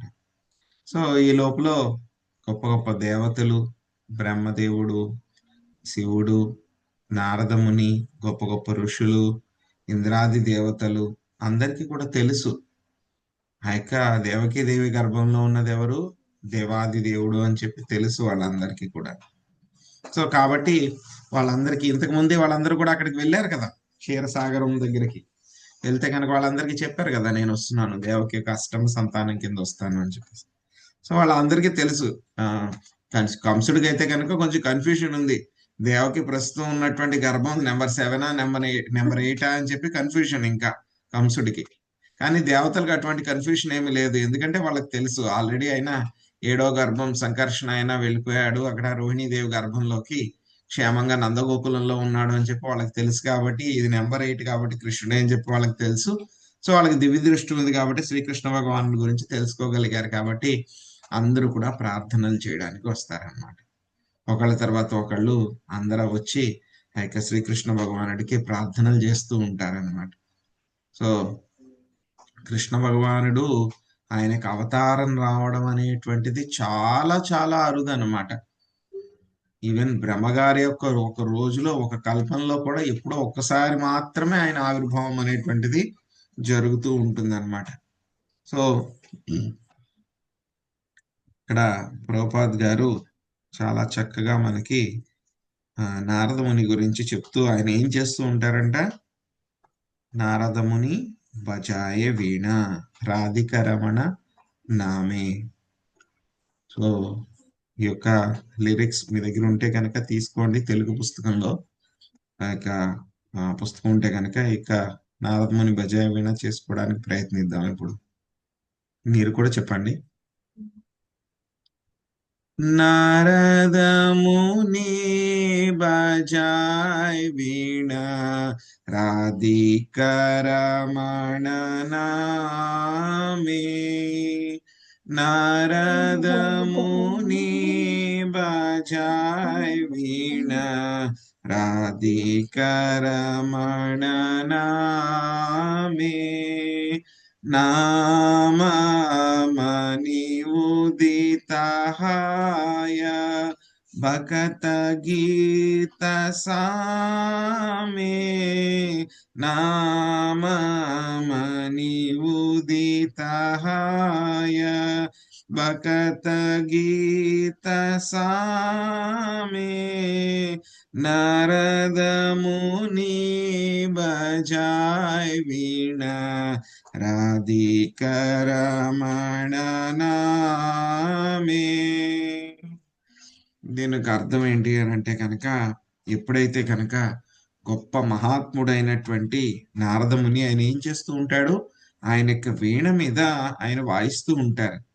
సో ఏం వాయిస్తూ ఉంటారు ఆ యొక్క వీణ మీద? ఆ యొక్క రాధిక రమణ యొక్క దివ్య నామాలని ఎప్పుడు కూడా ఆయన వాయిస్తూ ఉంటారన్నమాట. సో ఎప్పుడైతే కనుక ఆయన ఆ విధంగా వాయిస్తూ ఉన్నారో, సో ఆ యొక్క రాధారమణ ఏమవుతాడు, ఆయన అక్కడికి వచ్చేస్తారంటే ఎక్కడైతే కనుక నారదముని ఆ విధంగా స్తోత్రం చేస్తూ ఉన్నారు, సో ఎక్కడైతే కనుక ఆ విధంగా కీర్తన జరుగుతూ ఉందో అక్కడికి వచ్చేసి ఉంటారంట. అక్కడ ఆ యొక్క భక్తుల మధ్యలోకి ఎప్పుడైతే నారదముని స్తోత్రం చేస్తారో, నారదముని బజాయ వీణ రాధిక రమణ నామే. నామమని उदिताय बकत गीत सामे नारद मुनि बजाय वीणा राधिका रमण नामे आमी धार बरिषे गाना श्रवण युगले गीया आमी धार बरिषे गाना श्रवण युगले गीया बकत जाने सगने नाचे बुरिया पनहिया बकत जान सगन नाचे बुरिया पनहिया नारद मुनि बजाय वीणा राधिका रमण नामे ఏమవుతుందంట నారద ముని ఆ విధంగా వీణ మీద ఆయన రాధికా రమణుడి యొక్క దివ్య నామాలను ఆయన గాత్రం చేస్తూ ఉంటే కనుక ఏ విధంగా అయితే కనుక మనకి వర్షాకాలంలో మేఘాల నుంచి వర్షాకాలంలో ఉన్నటువంటి మేఘాలలాగా సో ఏమవుతుందంట ఆ యొక్క అందరి చెవుల్లో కూడా భగవంతుడి యొక్క దివ్య నామం నుంచి ఏమవుతుందంట అమృతం అనేటువంటిది వాళ్ళ యొక్క చెవుల్లోకి వెళ్తూ ఉందంట అక్కడ ఎవరైతే వింటున్నారో. సో అక్కడ ఉన్నటువంటి భక్తులందరూ కూడా ఎంతో చాలా ఉత్సాహంతో ఎక్స్టసీ అనమాట, ఎంతో చాలా తన్మయత్వంతో ఆనందంతో వాళ్ళందరూ కూడా ఏం చేస్తున్నారంటే అక్కడ మళ్ళీ మళ్ళీ మళ్ళీ మళ్ళీ వాళ్ళందరూ కూడా నృత్యం చేస్తూ ఉన్నారనమాట. ఎలా నృత్యం చేస్తున్నారు? వాళ్ళందరూ కూడా వాళ్ళ యొక్క కడుపు నిండా కడుపారా సో చాలా పూర్తిగా అన్నమాట వాళ్ళందరూ కూడా నృత్యం చేస్తూ ఉన్నారంట. आमिय धार भरिषे गाना श्रवण युगले गीया बकत जान सगने नाचे बुरिया पनहिया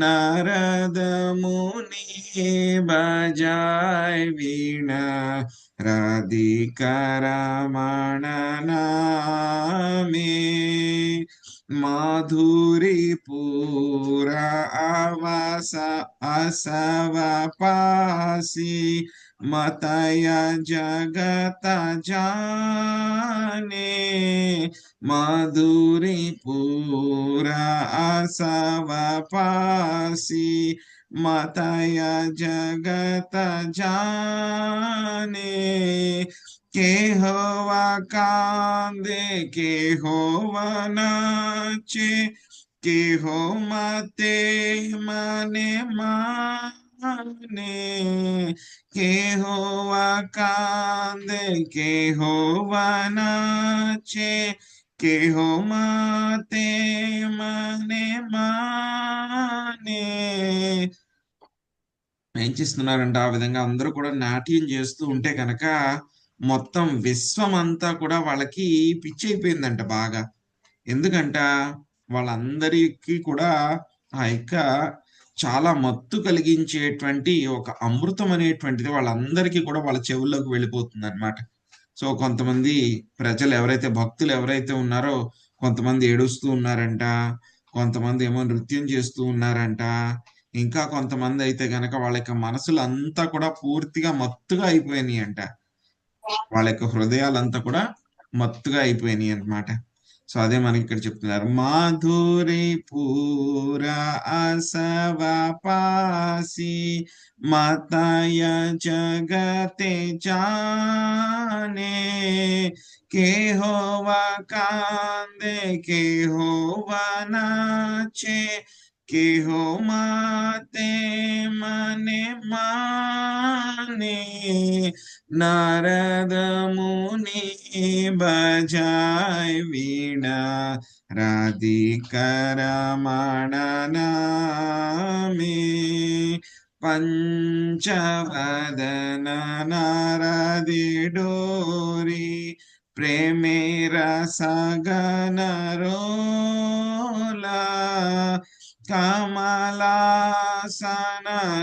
చియ బోలే बोलो बोलो हरि बोलो नारद मुनि बजाय वीणा राधिकर रमण नामे ఏం చేస్తున్నారంట ఇక పరమశివుడు ఆయన నారద మునిని చాలా ఆలింగనం చేసుకుంటూ ఉన్నారనమాట. సో మళ్ళీ మళ్ళీ ఆలింగనం చేసుకుని ఆయన ఏం చేస్తున్నారంట, చాలా ఎక్స్టసీ తోటి, ఆనందంతో, చాలా ఉన్నతమైనటువంటి ఆనందంతో చాలా చాలా గట్టిగా అరుస్తూ ఉన్నారంట ఆయన. ఆ తర్వాత బ్రహ్మదేవుడు కూడా ఆయన కూడా నృత్యం చేయడం మొదలు పెట్టారంట. ఎలా నృత్యం చేస్తున్నారంట, చాలా సంతోషంతో నృత్యం చేస్తూ, ఏమని నృత్యం చేస్తున్నారు, అందరూ చేయండి, అందరూ నామాన్ని చెప్పండి, హరిబోల్ అనండి, హరిబోల్ అనండి అంటూ బ్రహ్మదేవుడు కూడా ఆయన నృత్యం చేస్తూ ఉన్నారంట. పంచవదన నారది దోరి ప్రేమే రసగన రోలా కమలాసన చియ బోలే बोलो बोलो हरि बोलो नारद मुनि बजाय वीणा राधिकर रमण नामे सहस्रनाम परम सुखे हरि हरि बोली गाया सहस्रनाम परम सुखे हरि हरि बोले गाया नाम प्रभावे मतिलो विश्व नाम रसा सबे पाया नाम प्रभावे मतिलो विश्व नाम रसा सबे पाया नारद मुनि बजाय वीणा राधिकर रमण नामे. సో ఇంత అద్భుతమైనటువంటి ఆనందంలో ఉన్నప్పుడు 1000 ముఖాలు తలలు కలిగినటువంటి అనంతశేషుడు కూడా ఆ యొక్క నృత్యంలో ఆయన కూడా పాల్గొంటూ ఉన్నారనమాట. ఆయన తన యొక్క 1000 శిరస్సులతోటి ఆయన కూడా హరిహరి హరిహరి అని అంటూ ఉన్నాడు అనమాట ఆయన కూడా. సో ఈ విధంగా చాలా అద్భుతమైనటువంటి దివ్య నామము యొక్క ఆ యొక్క కంపనం అన్నమాట, అద్భుతమైనటువంటి కంపనము మొత్తం ఆయన యొక్క నామము అంతా కూడా మొత్తం విశ్వం అంతా కూడా వ్యాపించి అందరూ కూడా ఎంతో చాలా ఎక్స్టాటిక్ గా అన్నమాట, చాలా అత్యుత్తమమైనటువంటి ఆనందంతో అందరూ కూడా పిచ్చెక్కిపోయినట్టు అందరూ కూడా దివ్యనామం యొక్క రుచిని, అద్భుతాన్ని, ఆనందాన్ని, అమృతాన్ని అందరూ కూడా పొందారంట. అదే చెప్తున్నారు, సహస్రనామ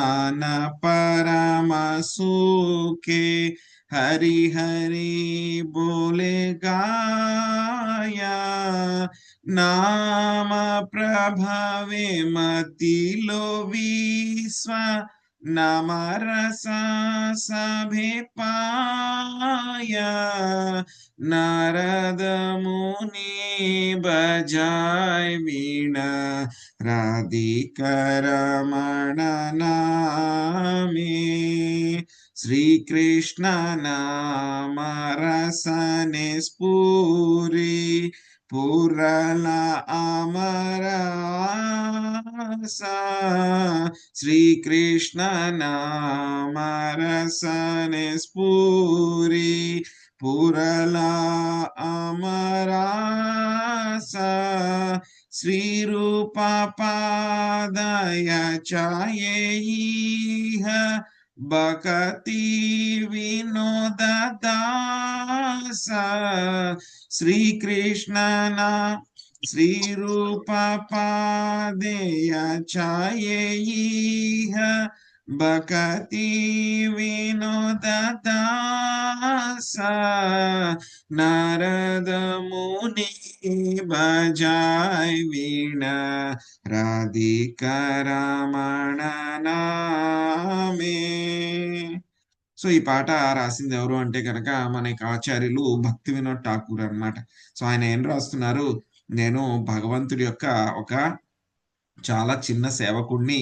సో ఆ యొక్క శ్రీకృష్ణుడి యొక్క నామం ఏదైతే ఉందో అది నా యొక్క అన్ని రకాల కోరికల్ని కూడా అది తీరుస్తుంది. సో ఆ ఆ యొక్క నా యొక్క నాలిక మీద, అందరి నాలికల మీద కూడా అది ఉండాలి అని చెప్పి ఆయన ప్రార్థిస్తూ ఉన్నారు. ఇంకా ఎవరిని ప్రార్థిస్తున్నారు? మనం అందరం కూడా మనం రూపానుగాస్ అంటే రూపగోస్వామి చూపినటువంటి దారిలో మనం నడిచేటువంటి వాళ్ళం కాబట్టి మనం అందరం కూడా రూపగోస్వామి ఏ విధంగా అయితే గనక హరినామాన్ని జపం చేయమని చెప్పారో అదే విధంగా మనం కూడా ఆ విధంగా జపం చేయాలి అని చెప్పి భక్తి వినోద్ ఠాకూర్ గారు పాడుతూ ఉన్నారన్నమాట. శ్రీకృష్ణ నామరసనే స్ఫూరే పురలో మరాస శ్రీరూప పాదేయ ఛాయైః భక్తి వినోద దాస. అందరూ చెప్పండి. నారద ముని బజాయ్ వీణ రాధికా రమణ నామే. నారద ముని బజాయ్ వీణ రాధికా రమణ నామే. నారద ముని బజాయ్ వీణ రాధికా రమణ నామే. నారద ముని బజాయ్ వీణ రాధికా రమణ నామే. నారద ముని బజాయ్ వీణ రాధికా రమణ నామే. నారద ముని బజాయ్ వీణ రాధికా రమణ నామే. సో ఒకసారి ప్రభుపాద్ గారు వెస్ట్ లో ఉన్నప్పుడు ఆయన చాలా ఇంటెన్స్ గా కీర్తన చేస్తూ ఉన్నారంట. చాలా కీర్తన, వాళ్ళందరూ కూడా ఫుల్ ఎక్స్టసీలో ఉన్నారంట. అందరూ కూడా బాగా కీర్తన చేస్తూ ఉన్నారంట. సో మనకు కూడా ఒకసారి కీర్తన మేళాలో అనిపిస్తుంది కదా, ఆ విధంగా ప్రభుపాద్ గారు చేస్తూ ఉన్నారంట. చేస్తూ ఉంటే ప్రభుపాద్ గారు సడన్ గా కీర్తన చేయడం మానేశారంట. మానేసి ఆయన వెంటనే ఓ పాట పాడడం మొదలు పెట్టారంట. సో అక్కడ ఉన్న వాళ్ళందరికీ కూడా అర్థం అవ్వలేదంట. అప్పట్లో వాళ్ళందరికీ కూడా అప్పుడే మూమెంట్ స్టార్ట్ అయింది కాబట్టి అందరికీ అంత ఇన్ఫర్మేషన్ ఏం లేదు అక్కడ. వాళ్ళకి అప్పుడప్పుడే కొంచెం ఇచ్చి ప్రభుపాద్ గారు వాళ్ళందరికీ కూడా అలవాటు చేస్తూ ఉన్నారనమాట. సో క్లాస్ అయిపోయిన తర్వాత అందరూ అబ్జర్వ్ చేయలేదు, కానీ కొంతమంది చాలా సీనియర్ డివోటీస్ అప్పట్లో ఎవరైతే ఉన్నారో, ఇంటిమేట్ డివోటీస్ ఎవరైతే కనుక ఉన్నారో వాళ్ళు వచ్చి అడిగారు అన్నమాట, ప్రభుపాద్ మీరు ఆ కీర్తన చేస్తూ ఉంటే కనుక ఆ మధ్యలో మీరు ఆపేసి వేరే పాట ఏదో మీరు పాడారు, ఏంటి మాకు అర్థం అవ్వలేదు, ఏం పాడారు మీరు, ఏం జరిగింది అని అడిగారంట. అప్పుడు ప్రభుపాద్ గారు చెప్పారనమాట, సో మనం ఇంతలాగా బాగా కీర్తన చేస్తూ ఉంటుంటే కనుక మనకి కీర్తనలో పాల్గొనడానికి నారదముని వచ్చారు. అందుకని చెప్పి ఆయన చూసిన వెంటనే నేను తన్మయత్నానికి గురయ్యాను నేను. అందుకని చెప్పేసి నేను నారదముని కోసం కీర్తిస్తూ నారదముని బజాయ వీణ అని చెప్పి పాట పాడాను నేను అని చెప్పి ప్రభుపాద్ గారు చెప్పారనమాట. సో అలాగా ఎక్కడైతే కనుక భగవంతుడి యొక్క దివ్య నామం ఎక్కడైతే ఉంటుందో అక్కడ భగవంతుడు వచ్చేసి కూర్చుంటారు, ఆయన తిష్ట వేసి కూర్చుంటారు. ఆంజనేయ స్వామి ఆయన కూడా వచ్చి కూర్చుంటారు, నారదముని కూడా వచ్చేస్తారు అనమాట. సో కాబట్టి భగవంతుడి యొక్క దివ్య నామ కీర్తనకి, సంకీర్తనకి అంతటి శక్తి ఉందన్నమాట. సో అదే విధంగా అందరూ కూడా వచ్చి ఏం చేస్తున్నారు, ఇప్పుడు అక్కడికి వచ్చి ప్రాక్టికల్ గా అందరూ కూడా భగవంతుడి యొక్క నామాన్ని అందరూ కూడా తీసుకుంటూ ఉన్నారనమాట. అక్కడ కూడాను ఇప్పుడు అక్కడ దేవకీదేవి గర్భంలో అందరూ వచ్చి ప్రార్థనలు చేస్తారు. సో ఏమేం ప్రార్థనలు చేశారనేది రేపు మనం కంటిన్యూ చేద్దాము. బట్ ఏంటంటే కనుక ముఖ్యమైన విషయం ఏంటంటే కనుక ఇక్కడ నారదముని, సో ఆయనకు అంతటి శక్తి ఉందన్నమాట. ఆయన యొక్క ఇక్కడి నుంచి వచ్చింది. ఈ పాటలో మనం చూసాం, మొత్తం అందరికి నామం వచ్చింది, తన్మయత్వం వచ్చింది, నెక్టర్ వచ్చింది, అమృతం వచ్చింది, అందరూ మునిగిపోయారు, ఆనందంగా ఉన్నారంటే అదంతా కూడా ఎక్కడి నుంచి వచ్చింది? నారద ముని యొక్క తంబూరా నుంచి, నారద ముని యొక్క మనసులోంచి ఆ యొక్క అదంతా కూడా వచ్చింది అనమాట. సో అందుకే ప్రభుపాద్ గారు ఇక్కడ నారద ముని బజాయ వీణ రాధికా రమణ నామే అని ఇక్కడ చెప్పడం జరిగిందనమాట. హరే కృష్ణ. హరే కృష్ణ ప్రభుజీ, దండవత్ ప్రణామాలండి. ఈ కీర్తన ఎందులో ఉందండి? వైష్ణవ గీతాలు ఆ, 58వ పేజీలో ఉంది మాతాజీ. హరే కృష్ణ, థ్యాంక్ యూ మాతాజీ. హరే కృష్ణ ప్రభుజీ, చిన్న డౌట్ అండి. చెప్పండి. వీళ్ళు దేహాత్మ బుద్ధిలో ఉండకూడదు అంటున్నారు కదండి. ఇప్పుడు సపోజ్ నాకు ఇంట్లో బాగాలేదు, జ్వరం వచ్చింది, మాల చేయాలి, జపమాల, ఈ శ్రవణం చేయాలి, అధ్యయనం చేయాలి, అది ఎలాగండి? ఆ డౌట్. సో యాక్చువల్గా ఏంటంటే కనుక మనకి ఇంకా పూర్తిగా ఆ స్థాయికి రాలేదు. మనం ఆర్టిఫిషియల్ గా తెచ్చుకోవడానికి మనం ప్రయత్నించకూడదు అనమాట. సో అది న్యాచురల్ గానే మనకు వస్తుంది అనమాట. మనం భక్తిలో ముందుకెళ్లే కొద్దీ కూడాను మనకు ఆ డిటాచ్మెంట్ అనేది వస్తుంది అనమాట. ప్రాక్టికల్ గానే వస్తుంది అది. సో భక్తికి మనం ఏమీ ఎక్స్ట్రా తెచ్చుకోవాల్సిన అవసరం లేదు. సో దేహాత్మ బుద్ధి ఉండకూడదు అని చెప్పేసి నేను ఈ రోజు నుంచి నేను స్నానం కూడా చేయను, ఇవి ఇంట్లో వాళ్ళు ఎవరు నాకు సంబంధం లేదు అని చెప్పి ఇవన్నీ కాదు మనకి. సో అలా చేయలేం మనం, అది ప్రాక్టికల్ కాదనమాట. సో ఏమవుతుంది, భక్తి చేస్తూ ఉంటే కనుక మనకే మెల్లమెల్లగా లోపల నుంచి అది రిలీజ్ అవ్వాలి, డిటాచ్మెంట్ అవ్వాలి. ఎలా అవుతుందంటే కనుక ఇప్పుడు కురిడి ఉంటుంది, కొబ్బరికాయ చూస్తాం మనం, ఎలా ఉంటుంది కొబ్బరికాయ? బాగా అతుక్కుపోయి ఉంటుంది కొబ్బరికాయ చిప్పకి. కానీ ఏమవుతుంది, అది ఎండిపోతే ఏమవుతుంది, ఆటోమేటిక్ గా అది లోపల ఉన్నా సరే ఏమవుతుంది, మెల్లగా ఆ చిప్ప నుంచి దూరం అయిపోతుంది, అది కురిడి అయిపోతుంది, చిన్నగా అయిపోతుంది, ష్రింక్ అయిపోతుంది. దానికి దీనికి లోపలే ఉంటుంది కానీ సంబంధం ఏమీ ఉండదు. సో అలాగే మనం కూడా భక్తి చేస్తూ ఉంటే కనుక ఏమవుతుంది, మన భక్తి పరిపక్వం అయ్యేసరికి సో మనం జీవుడిలాగా మనం అందరూ కూడా శరీరంలోనే ఉంటాము, కానీ ఆ శరీరం నేను కాదు అనేటువంటి భావనకు ఆటోమేటిక్ గా వస్తాం అనమాట. అది మనం అది ఏమి తెచ్చి పెట్టుకుని కృత్రిమంగా తెచ్చి పెట్టుకోవడానికి ప్రయత్నించకూడదు, అది ఆటోమేటిక్ గా అదే వస్తుంది.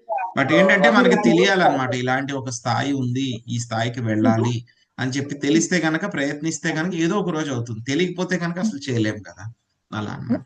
అదేనండి, ఇప్పుడు చేయలేకపోతున్నాను జపమాలు పట్టుకోవటానికి కానీ చదవటానికి కానీ సో దేహాన్ని కాదు ఆత్మని అని తెలుసండి, కానీ సహకరించట్లేదు కదండి, అది నా డౌట్. ఒక్కొక్కసారి అంతేనండి, ఒకసారి సహకరించినప్పుడు మన వంతు ప్రయత్నం చేయాలి, ఆ తర్వాత భగవంతుడి మీద ఆధారపడాలి, అంతే అది. సో మనము ఇంకేమీ చేయలేమండి, ఇంకా భగవంతుడికి ప్రార్థించడం తప్పితే కనుక ఇంకా. సో ఆయనకి మన కండిషన్ తెలుసు కాబట్టి, ఈ రోజు వీడికి బాగాలేదు కాబట్టి నిజంగానే వీడు చెయ్యట్లేదులే పాపం అని చెప్పి ఆయన కూడా కన్సిడరేషన్ తీసుకుంటారు. ఆయన కూడాను మన యొక్క స్థితి ఆయనకి తెలుసు కాబట్టి. హరే కృష్ణ, ధన్యవాదాలు ప్రభుజీ, దండవత్ ప్రణామాలు. హరే కృష్ణ మాతాజీ. హరే కృష్ణ ప్రభుజీ, దండవత్ ప్రణామాలు. హరే కృష్ణ. ప్రణామాలు. హరే కృష్ణ ప్రభుజీ, దండవత్ ప్రణామాలు. హరే కృష్ణ. హరే కృష్ణ ప్రభుజీ. ప్రణామాలు ప్రభుజీ. హరే కృష్ణ. ప్రణామాలు. హరే కృష్ణ ప్రభు. హరే కృష్ణ. వాంఛా కల్పతరుభ్యశ్చ కృపా సింధుభ్యేవ చ పతితానాం పావనేభ్యో వైష్ణవేభ్యో నమో నమః. అనంత కోటి వైష్ణవ వృందకి, శ్రీల ప్రభుపాదికి, నితాయ్ గౌర ప్రేమానందే. హరి హరి హరే కృష్ణ. హరే కృష్ణ ప్రభుజీ. ఒక చిన్న డౌట్ ఒకటి చిన్నది క్లాస్ కి ఏంటంటే, ఇందాక మనం చదివిన దానిలో దేవకీ మాతని సంహరించకూడదు, నాకు నరకానికి వెళ్తాను, అక్కడికి వెళ్తాను, ఇక్కడికి వెళ్తాను అని అంటారు కదా. మరి చంపితే ఇలా వెళ్తాను అని ఆలోచించేవాళ్ళు, మరి పసికందుని చంపితే ఎక్కడికి వెళ్తాననేది ఆలోచన ఉండదంటారా? సో అప్పుడు వాళ్ళు కూడా రాక్షసులే కదా, వాళ్ళకి కూడా మోడ్స్ ఉంటాయి ఒక్కొక్కసారి. సో వాళ్ళు ఏంటంటే కనుక, నాకేమీ అవనంత వరకు ఏమీ పర్వాలేదు, అక్కడ కూడా స్వార్థమే తన గురించి.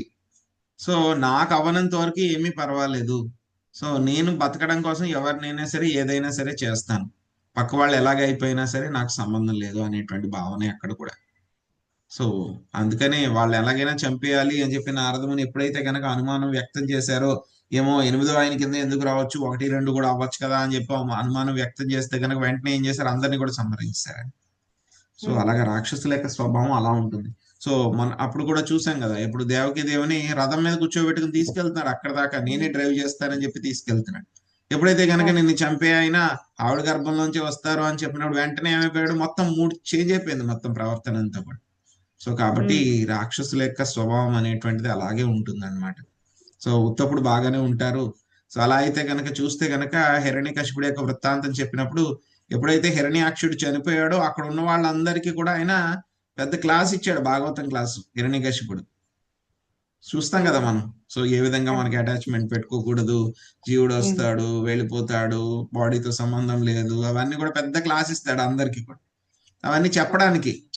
సో ఎలా అంటే కనుక ఏనుగుకి చూపించే దంతాలు వేరు, తినే దంతాలు వేరు అన్నట్టు వాళ్ళు చెప్పడానికి బయటికి అలా ఉంటారు అంతే, కానీ వాళ్ళు చేయడానికి వచ్చేటప్పుడు మాత్రం వేరే రకంగా ఉంటారు అన్నమాట. అదే డౌట్ వచ్చింది ప్రభుజీ. సోదరిని చంపడానికి ఆలోచించాడు, రిలేషన్ గుర్తుకొచ్చింది. మేనల్లుండి చంపడానికి మాత్రం ఏమాత్రం ఆలోచించకుండా చాలా మందిని పంపించారు కదా. అక్కడ కూడా తన యొక్క స్వార్థమే, అక్కడ కూడా స్వార్థమే ఉంది. నేను ఈ విధంగా చంపితే గనక మళ్ళీ నాకు ఎఫెక్ట్ అవుతుంది కాబట్టి, సో వాళ్ళనే డైరెక్ట్ గా చంపితే కనుక అదేంటి యుద్ధం కింద కన్సిడర్ అవుతుంది. డైరెక్ట్ గా కృష్ణుని చంపితే కనుక డైరెక్ట్ గా శత్రువుతో చేసినట్టు, యుద్ధంతో చేసినట్టు అవుతుంది. అదే స్త్రీని చంపితే కనుక పాపం వస్తుంది అని చెప్పేసి అక్కడ కూడా స్వార్థంగానే ఆవిడని చంపలేదు, కానీ ఆవిడని వేరే వేరే విషయంగా ఏమి కాదు. అందుకే ఆలోచించుకున్నాడు కదా, నాకేమైపోతుంది అని ఆలోచించుకున్నాడు కదా. అక్కడ కూడా నేను మళ్ళీ నరకానికి వెళ్తానేమో అని ఆలోచించుకున్నాడు. ప్రతికూల భక్తి, అనుకూల భక్తి బాగుంది ప్రభుజీ వివరణ. మనం చేయాల్సిందే అనుకూలమైన భక్తి చెయ్యాలి అని ఉన్నారు కదా. ఇప్పుడు ప్రతికూల భక్తిలో భగవంతుడిని కాకుండా వేరే అన్య దేవతల్ని తలుచుకోబట్టి పైకి కిందకి 14 లోకాల్లోనే తిరుగుతున్నారు. ప్రతికూలంగా భగవంతుడిని ద్వేషిస్తూ స్మరించారు కాబట్టి సాయుధ్య ముక్తి అనేది వచ్చింది కంసునికి. చాలా తక్కువ మందికి వస్తుందండి. ఎంతమందికి వస్తుంది ప్రతికూల భక్తిలోను? ప్రతికూల భక్తిలో ఆ విధంగా కృష్ణుని పొందగలిగేటువంటి చాలా తక్కువ మంది ఉంటారు. అదృష్టం ఉండాలి దానికి కూడా. అందుకే కాళీయుడికి ప్రార్థనలు వచ్చినప్పుడు చెప్తారు కదా, నాగపత్నులు ప్రార్థించినప్పుడు అసలు ఏం అదృష్టం చేసుకున్నాడో తెలియదు కానీ కాళీయుడు నీ యొక్క పాద పద్మాలు అతని తల మీద పడ్డాయి, అది కూడా కంటిన్యూస్ గా అన్ని తలల మీద కూడా పడ్డాయి, ఏం అదృష్టం చేసుకున్నాడో తెలీదు.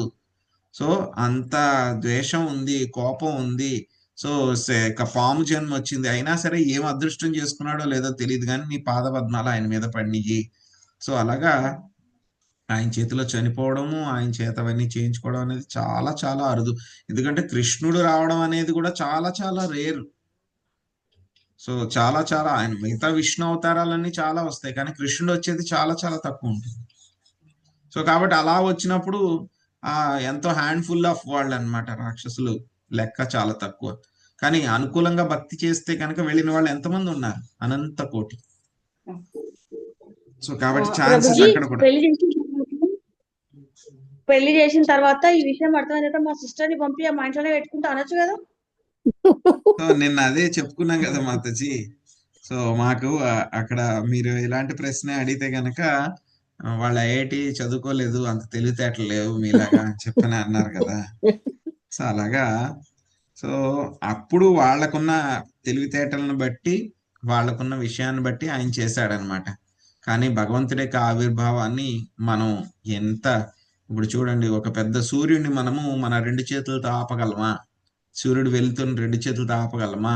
ఆపలేం. మహా అయితే కనుక మన కళ్ళని మాత్రం మనం మూసుకోగలం 2 చేతులతో, కానీ సూర్యుడు వెళ్తున్న ఆపలేం కదా.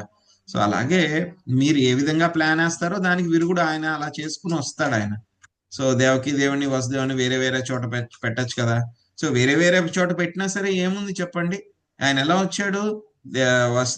వసుదేవుడి యొక్క హృదయంలోంచి దేవకి హృదయంలోకి ట్రాన్స్ఫర్ అయ్యాడు, దేవకి హృదయంలోంచి ఆవిడ గర్భంలోకి వచ్చాడు. సో అక్కడ వాళ్ళిద్దరు ఒకే చోట ఉండాల్సిందే ఉంది. వేరే వేరే రూముల్లో ఉన్నా, వేరే వేరే కంట్రీస్ లో ఉన్నా సరే రావచ్చు, ఒకే చోట ఉండాలని ఏముంది. సో అది మన తెలివి తక్కువ అనమాట అది. సో ఆయన ఇలాగే వస్తాడు, మనకు ఒకటే తెలుసు కాబట్టి. సో స్త్రీ పురుషుల యొక్క కలయిక ద్వారానే పిల్లలు పుడతారు అని చెప్పి తెలుసు కాబట్టి ఆయన కూడా అలాగే రావాలి అని అనుకుంటాం కాబట్టి అది మన యొక్క అమాయకత్వం అనమాట. ఆయన ఎలా రావాలంటే కనుక అలాగే వస్తాడని చెప్పుకున్నాం కదా. సో నిన్న మా శ్రీప్రద కూడా ఒక ఎగ్జాంపుల్ చెప్పింది కదా, ఆయన వరాహదేవుడు ఎలా వచ్చారు, ముక్కులోంచి వచ్చారు. నరసింహదేవ్ ఎక్కడి నుంచి వచ్చారు, స్తంభంలోంచి వచ్చారు, తల్లి లేరు తండ్రి లేరు. సో కాబట్టి ఆయన రావాలంటే కనుక ఎలాగైనా వస్తారు ఆయన. మనం ఎన్ని అడ్లు వేసినా, మనకి సూర్యుడిని ఆపడానికి మనం 2 చేతులు ఎంత ఉపయోగించినా మనం ఆపలేం.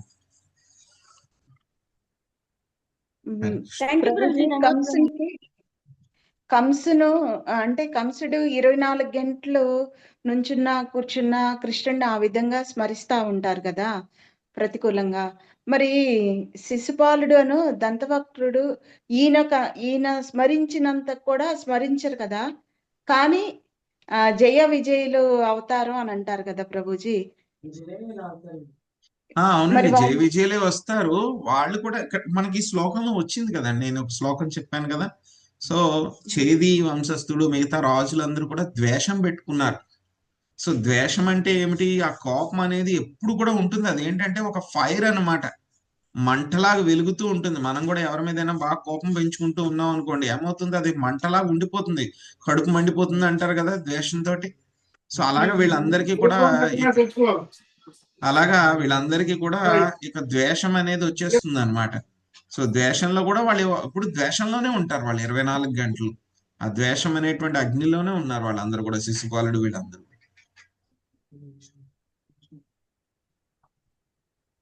హరే కృష్ణ.